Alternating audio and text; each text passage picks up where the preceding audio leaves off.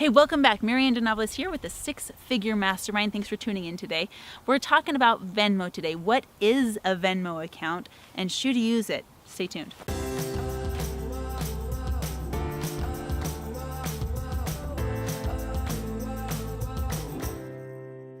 Let's talk Venmo. This is getting really popular, and I'd be surprised if you didn't already hear about it. I'm surprised if this is your first time hearing about Venmo. But if it is, I'm going to walk you through essentially what it is and why I recommend you should get a Venmo account. So Venmo is a free digital wallet that allows you to send and receive money without any fees. Essentially, if you're using a debit card or a bank account, it's fee-free. Now, if you're using a merchant account, like you're using a credit card, that's Visa, MasterCard, Discover, American Express, those will all work, but because it is a credit card, you will pay some merchant fees when you use that. Otherwise, it's a free transfer account. So imagine, you're going out to dinner with your buddies and you all need to pay the one guy who is going to pick up the bill at the end. Venmo is a great way to just say, hey, here's my $5 for dinner last night, right? It can be used with your phone. It's got an app that you can use on there, and it's also owned by PayPal. So it is backed by PayPal's safety and security and their excellent customer service. Now, the reasons you would want to use Venmo are very simple. One, it's an easy transfer method for you to pay another person or business. People to people is more common than person to business, which is why it's an easy way, to pay your buddy back or to pay your babysitter or to just, get money for reimbursement wherever it needs to go. Venmo will also track your transaction history. And this is really handy because if you said you paid someone in cash, you can't always track that. Maybe you didn't write it down or keep a ledger of where you're putting all your cash. However, you can pay with no fees, essentially the same as cash with Venmo, and then have a paper trail on it, right? Paper trails are so important. I don't know about you, but gosh, I'm a mom with 5 small kids. I'm running a budget. I'm running a home. I'm getting babysitters all the time. I got to pay for things.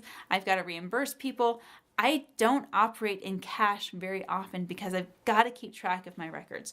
I've got to keep track of where my money went and when, and it just makes things really easy to look up if there is ever a dispute, okay? Venmo also has this other very cool feature. Like I said, it's a digital wallet, right? So if anyone were to ever pay you using Venmo, that money is going to sit in your Venmo wallet until you either use it to buy something or you transfer it to your bank account. So a lot of times you'll get someone who's going to pay you, let's say they're paying you back $100 for a part that you bought for them or something that you got for them. They pay you back $100. That's going to sit in your Venmo account. Now, let's say that you then want to go have a product or service. For example, if I go to a salon and the salon owner takes Venmo and I'm paying $50 for a skin treatment or something like that, I can then take that $100 that's sitting in my Venmo wallet, pay $50 of it to the shop owner or the salon owner, and still have $50 left in my Venmo wallet, which then I can just keep in there if I want with no fees, no storage fees, no monthly service fees, nothing on that. So, or I can transfer it to my bank account.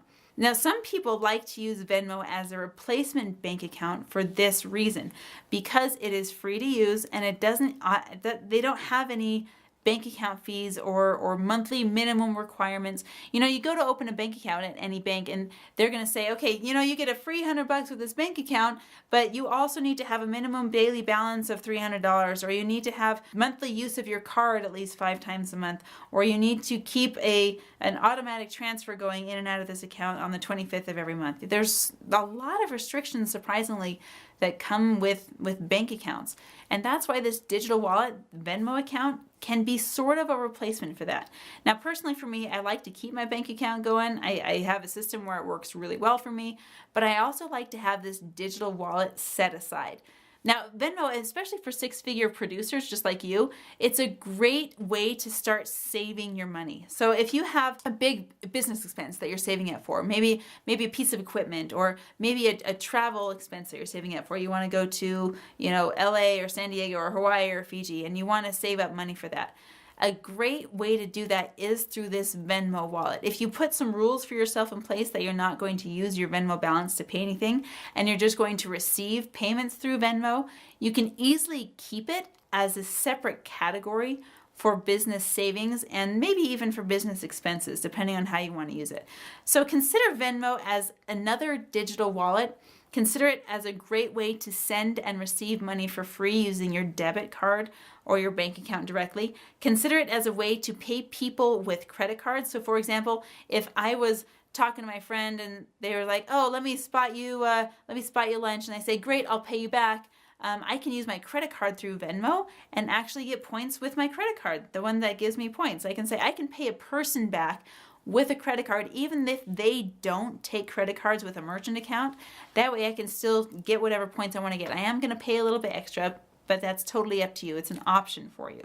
Okay, so keep that wallet, that digital wallet. If you don't have a Venmo, get one.